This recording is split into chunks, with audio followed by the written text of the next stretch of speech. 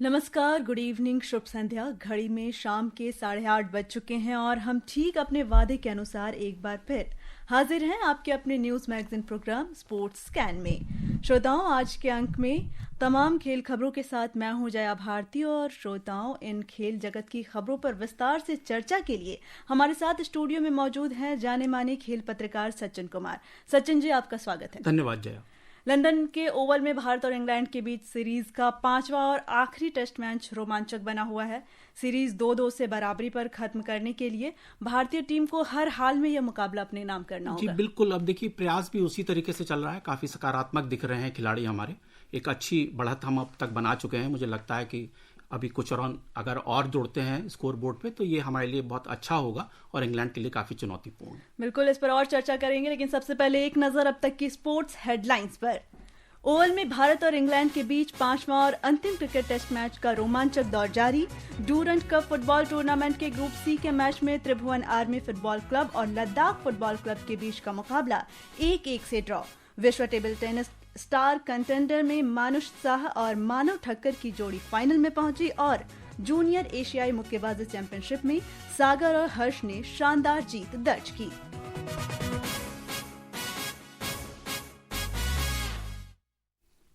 London के Oval में England के खिलाफ एंडरसन तेंदुलकर ट्रॉफी श्रृंखला के 5वें और अंतिम क्रिकेट टेस्ट मैच के तीसरे दिन भारत ने अपनी दूसरी पारी में चाय के विश्राम तक 6 विकेट पर 304 रन बना लिए हैं। भारत ने कल के स्कोर 2 विकेट पर 75 रन से आगे खेलना शुरू किया। अब तक भारत ने 281 रन की बढ़त हासिल कर ली है। भारतीय क्रिकेट की टीम ने 5 मैचों की सीरीज के अंतिम मुकाबले द ओवल टेस्ट के तीसरे दिन पहले सत्र में बेहतरीन खेल दिखाया। इस सत्र के हीरो रहे, हम कह सकते हैं, आकाशदीप, जिन्होंने गेंद से नहीं बल्कि बल्ले से कमाल दिखाया और शानदार अर्धशतक लगाया। देखिए, इसमें कोई शक नहीं कि एक नाइट वॉचमैन से ऐसी पारी की उम्मीद की नहीं जाती है। बिल्कुल। हम हमेशा यही मान के चलते हैं कि हमने सिर्फ इनको अपना एक विकेट खोने से बचने के लिए भेजा है कि हमारे कोई प्रमुख बल्लेबाज इस समय ना जाए, क्योंकि जब दिन का खेल खत्म होने वाला होता है तो उस टाइम इस तरीके के जोखिम नहीं लिए जाते हैं और किसी टेलेंडर को भेजा जाता है और ये उम्मीद की जाती है कि बस ये आज का दिन काट दे, बाकी कल की कल देखी जाएगी। लेकिन उन्होंने जिस तरीके से आज आने के बाद यशस्वी का उन्होंने साथ दिया और एक अच्छी साझेदारी दोनों ने मिलकर बनाई। आप देखिए कि 2 विकेट 77 रन पे खोने के बाद, जब 70 रन पे खोने के बाद ये 107 रन की साझेदारी उन्होंने और की तीसरे विकेट पे। तो ये काफी महत्वपूर्ण रही, क्योंकि एक हमें अच्छा टोटल बनाना था इस मैच में, इस पारी में खास तौर से, क्योंकि हम दूसरी पारी में बहुत जल्दी सिमट गए थे और हमसे जो है 23 रन की बढ़त ले ली थी इंग्लैंड की टीम ने। तो हमारे सामने ये चुनौती थी कि कम से कम हम 350 साढ़े 300 रन स्कोर बोर्ड पे रखें, ताकि उनको जब खिलाएं तो, क्योंकि पर्याप्त टाइम है अभी मैच में बचा हुआ, तो कहीं ऐसा ना हो कि ये मैच हमारे हाथ से निकल जाए। तो हम 10 विकेट लेने में सफल रहे। इतने रन होने चाहिए गेंदबाजों के पास। बिल्कुल। आकाशदीप ने दिन की शुरुआत से ही इंग्लैंड के गेंदबाजों पर आक्रमण शुरू कर दिया और टेस्ट क्रिकेट को अपना पहला अर्धशतक पूरा किया। इससे पहले इंग्लैंड की पहली पारी 247 रन पर सिमटी थी। इंग्लैंड के लिए जैक क्रॉली ने 64 और हैरी ब्रूक ने 53 रन बनाए थे। भारत के लिए मोहम्मद सिराज और प्रसिद्ध कृष्णा ने 4-4 विकेट लिए थे और इन्होंने इंग्लैंड को बड़ी बढ़त हासिल करने से रोका। नहीं, इसमें कोई शक नहीं। गेंदबाजी हमारी पहली सत्र में जरूर थोड़ी सी कल ऐसी नहीं दिखी थी कि हम जिससे कह सकें कि वो अप टू द मार्क थी। काफी रन बन रहे थे और ये इंग्लैंड ने बहुत अच्छा खेल दिखाया उस सत्र में, और एक तरीके से वो एक रिकॉर्ड प्रदर्शन था कि वो 88 गेंदों पे 100 रन बनाने में सफल हुए थे। इससे पहले सिर्फ 2 बार ऐसी टीमें रही हैं जिन्होंने इससे कम गेंदों में 100 रन से ऊपर जोड़े हैं उस सत्र में। उसके बाद लेकिन कमाल हुआ, हमारे गेंदबाज थोड़े से अनुशासित नजर आए। उन्होंने आपस में चर्चा करी कि किस तरीके का खेल हमें दिखाना है। खासतौर से प्रसिद्ध कृष्णा ने जैसा बताया दिन के खेल के बाद, उन्होंने कहा कि हम लोगों ने आपस में यही बात की कि भाई अब जो हो चुका है वो हो चुका, अब हमें मैच में लौटना है, वापसी करनी है, और उन्होंने वो करके दिखाया।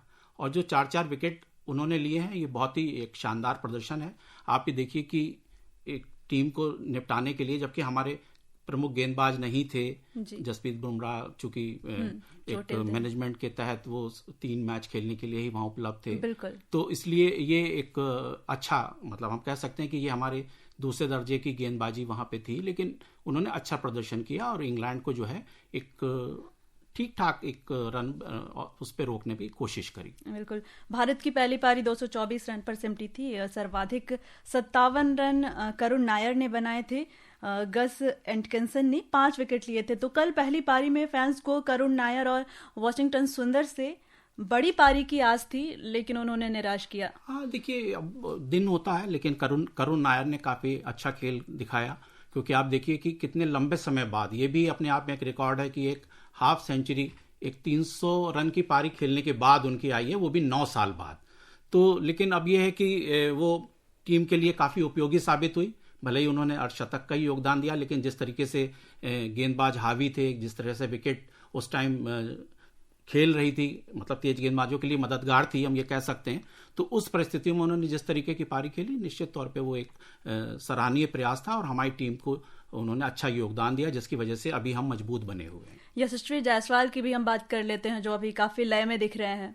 नहीं, बिल्कुल, देखिए उन्होंने पहले टेस्ट में शतक मारा, उसके बाद जाते जाते अब ये आखिरी पारी में शतक मार के वो जा रहे हैं। इस बीच में जरूर हम ये कह सकते हैं कि उनका प्रदर्शन थोड़ा सा उतार चढ़ाव भरा रहा था। एक दो बार उनकी 50 आई, लेकिन 2 उन्होंने शून्य भी बनाए, बिना खाता खोले उनको जाना पड़ा था।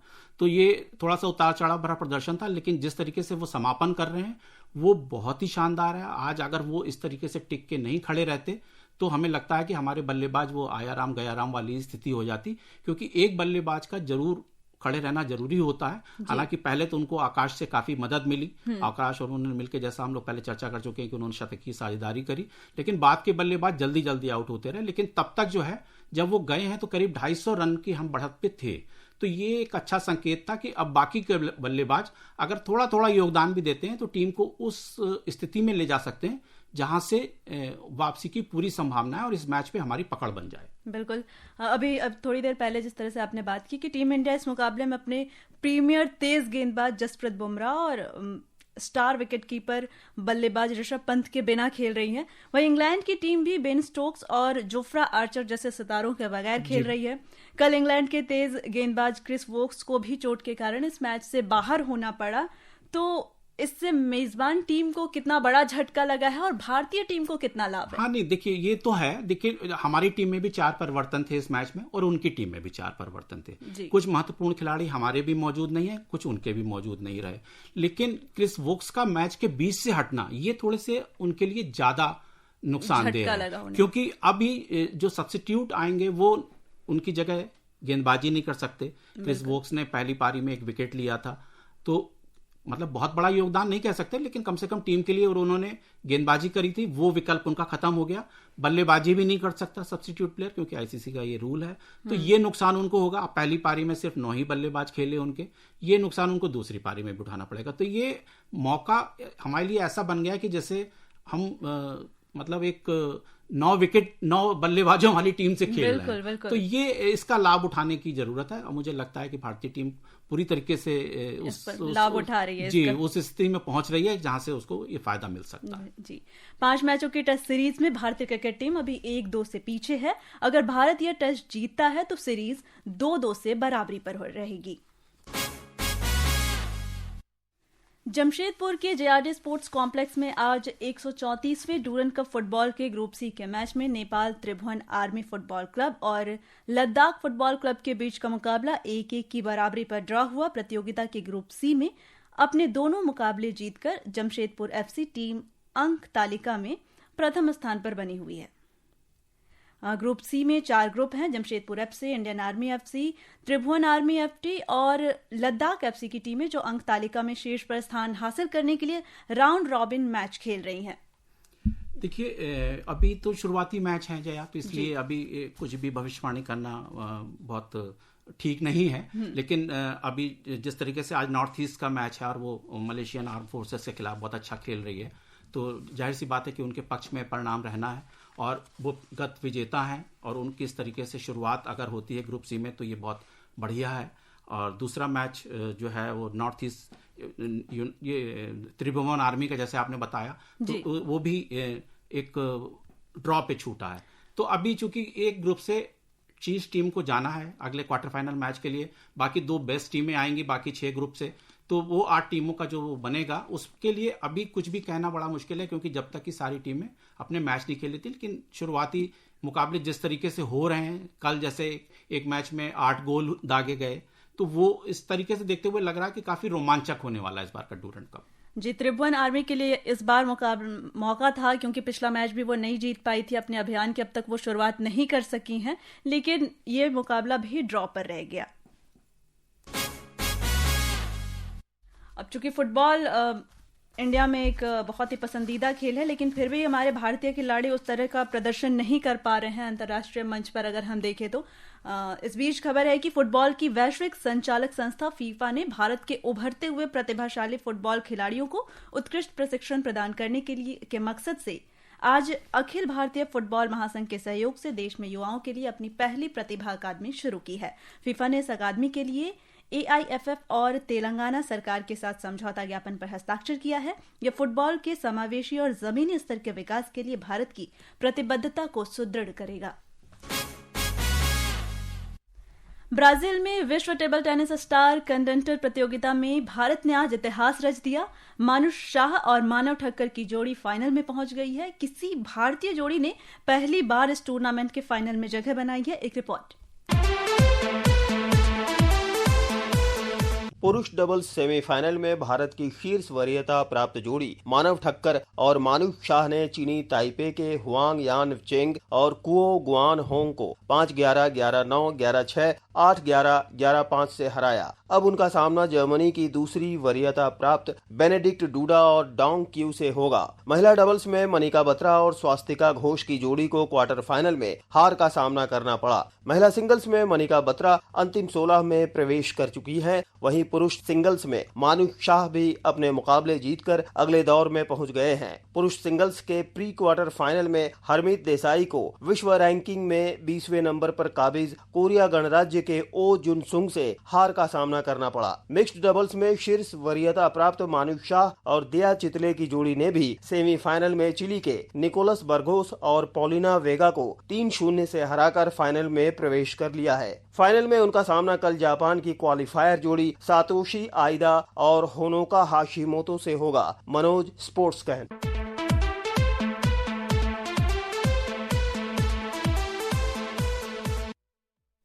मानुष और मानव की जोड़ी फाइनल में पहुंच गई है। पहली बार भारतीय जोड़ी इस टूर्नामेंट के फाइनल में पहुंची है।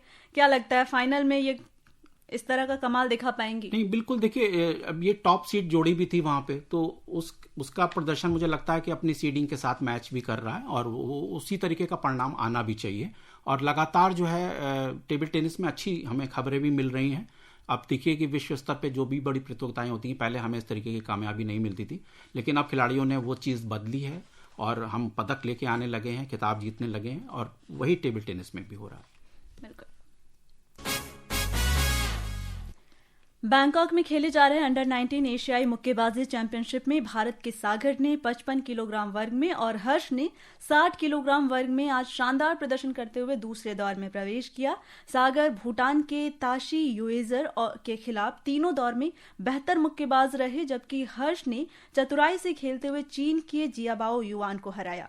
जिस तरह से ये युवा मुक्केबाज प्रदर्शन कर रहे हैं, भविष्य में क्या देखते हैं आप इन्हें? नहीं, देखिए, मुक्केबाजी में तो हमारा बहुत अच्छा चलता आ रहा है। जब से विजेंदर ने बीजिंग में पदक जीता था, उसके बाद से हमारे मुक्केबाजों ने कभी भी निराश नहीं किया है। ओलंपिक स्तर पे भी काफी अच्छा करते हैं और हर बार कोई ना कोई हमारा मुक्केबाज पदक लेके आता है। तो ये युवा है और यही आगे चल के हमारे लिए अब सीनियर स्तर पे खेलेंगे। तो निश्चित तौर पे किसी भी खेल में बेंच स्ट्रेंथ जो होती है वो बहुत महत्वपूर्ण होती है। अगर आप ग्रॉस रूट से खिलाड़ी हमारे नहीं आएंगे तो सीनियर लेवल पे भी वो प्रदर्शन देखने को नहीं मिलेगा। जी।